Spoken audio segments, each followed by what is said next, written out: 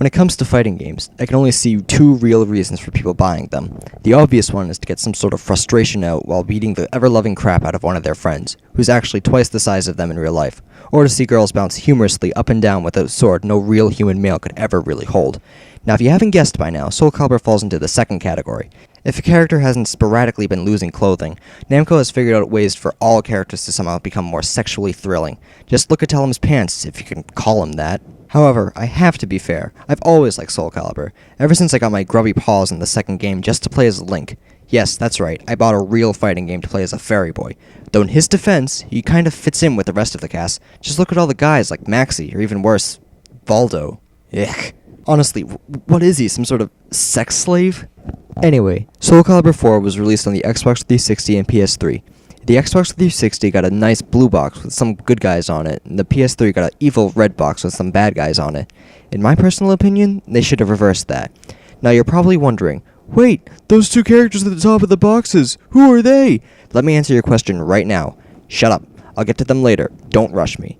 And since I really can't pass up this game without making a good boob joke, I'm just gonna get it out of the way now. Holy crap, Ivy, put some real clothes on. You're not in the beachwear section in the world's biggest slut competition. Okay, now that that's out of the way, maybe I can take this review seriously. Like every other fighting game, Soul Calibur's story is basically this. Everyone and their mother is after one thing. In this case, it's two actually. Soul Calibur, Soul Edge, or both for the greedy bastards. Now here's something I don't understand. Why is the game called Soul Calibur and not Soul Edge? Better yet, why is Soul Calibur one word? Why can't they call it Super Awesome More Boobs Than Mortal Kombat? That'd get more nerds interested. Oh right, sorry, said I wouldn't make any more of those jokes. Anyways, each character has their own story, and by that I mean the first stage is their own, but the last four take place in literally the same exact location. It's basically the character's own stage, some weird-ass mansion with moving armor, some plateau in the middle of a ring of fire, the inside of a tower, and the top of the damn tower. Well, that doesn't make the game very interesting now, does it?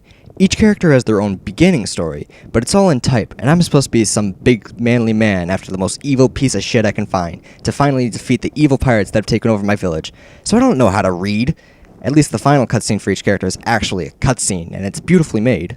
Now to be fair, the graphics themselves are actually very well done, but suffer the same way every other Japanese game does. It's too damn colorful. The game can't decide if it wants to be realistic or a 3D anime.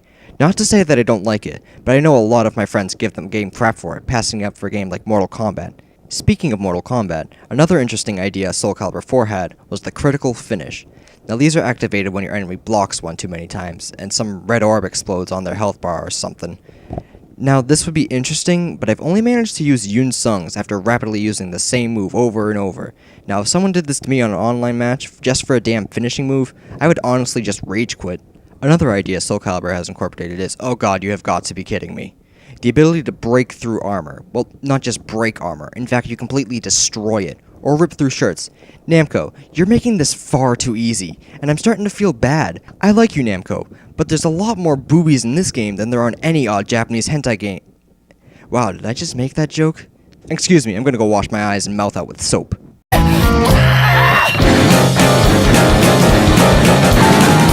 Well, now that I'm done shitting over what used to be my favorite fighting series, I can start with the good stuff. By far, my favorite part of the game is character creation. Not because it gives me a chance to create my own characters, but because I can create myself in an alternate reality and defeat that middle school bully yet. Don't judge me. The fighting mechanics also work very well, each character having their own seizure-inducing combos that are tons of fun, or irritating as hell, depending on whether you're the giving side or the receiving. Now for the surprisingly best part of the game, the online play. Now I'm gonna be clear, I'm not a big online person. I don't like paying full price for a game that relies on online play more so than the single player. But since Soul Calibur is more of an arcade game, meant to be played with more than one person, I decided to make an exception.